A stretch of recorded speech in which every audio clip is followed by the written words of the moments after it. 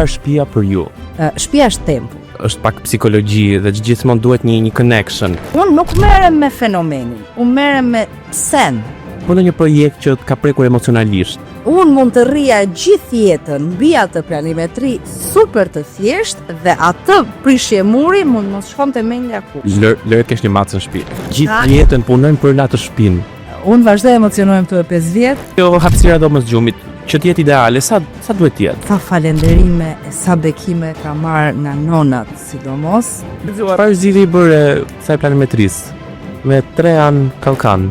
Është një gjë për një çift që kanë një fëmijë të vogël, është një gjë një çift që kanë 2-3 fëmijë. Ku sugjeroj ta vendosë këtë evolina punës? Ne jemi bërë ai komunitet që nuk përshëndetemi në ascensor. Çfarë është diçka që do ta ndaloni, që të shtëpia e Bregdetit mos ta bëjnë? Automatikisht nëse ti më thua që unë do të cep në cep, unë do të them jo, kjo gjë nuk bëhet. Cilat janë disa element që mund ta japin relaks ose mund ta japin qetësi? Prandaj interiori është magji.